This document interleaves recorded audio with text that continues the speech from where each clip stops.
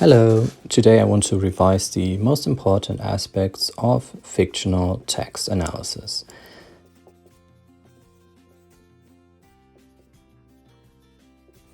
Remember, that's the second task in the exams.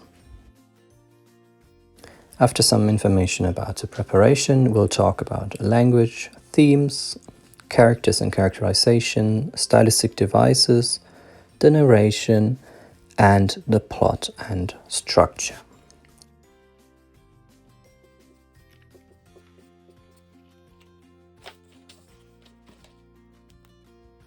The first aspect of this is, of course, preparation.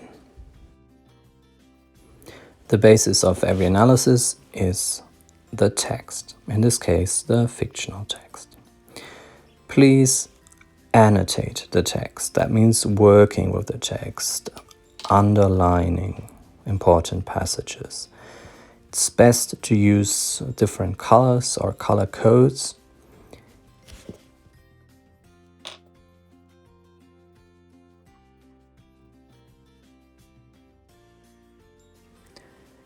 You can divide the task itself in its different aspects. So for example, red here for, let's say, stylistic devices and blue for the narration.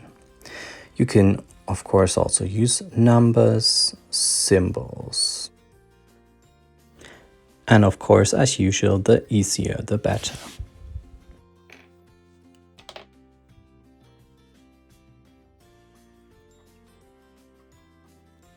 Second very important aspect are the introductory sentences. Remember, for task 1, the introductory sentence includes aspects like the source, title, and a specific topic. But for the task 2, for the analysis, it is different.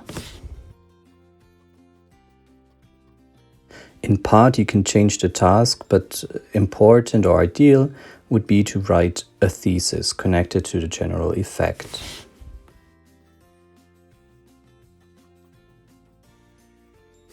A draft outline really helps you with your time management. You know what you want to write, you don't have to jump back and forth, and it helps you to structure yourself.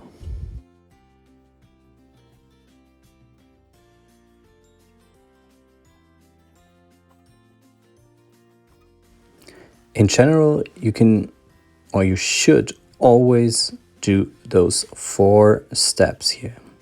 You start with the specific device that you look at. It could be stylistic, narrative, structural device. This is your starting point. And not all, but the most important or most relevant ones. Then you need to find or have text proof. So you cite the text. This can be a direct citation or you can paraphrase.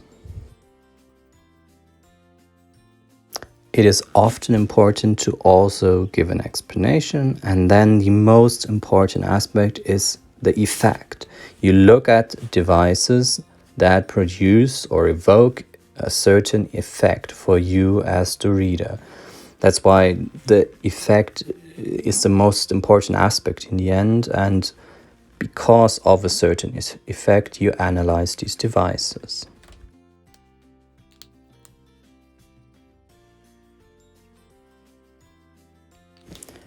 The general effect and the thesis should, of course, also go hand in hand.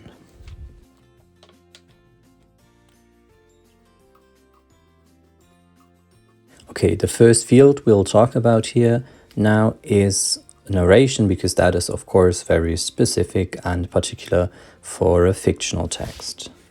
Let's start off with narrative perspective.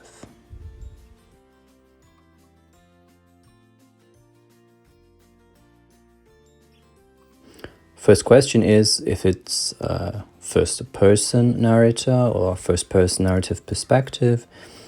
The personal pronouns give hints here, so the I, we indicate that.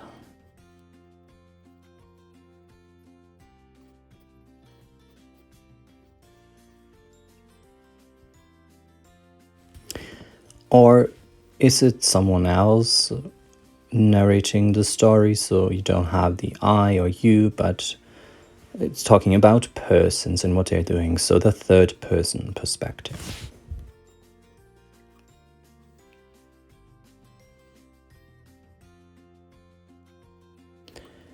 Connected to that, but of course not exactly the same, is the question of point of view. Do we have a kind of bird eye, unlimited perspective, so an omniscient narrator?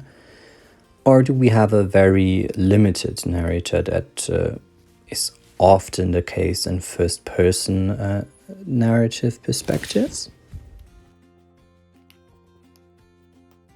You should always ask yourself whether the perspective or the narrator is or seems reliable.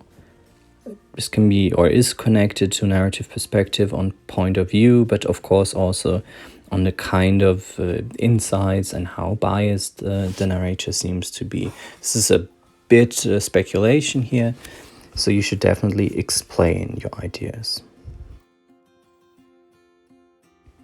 You might also encounter a shift in perspective. If you do so, then you should definitely mention it. And lastly, there's a difference between a scenic and panoramic mode of presentation. That might be important.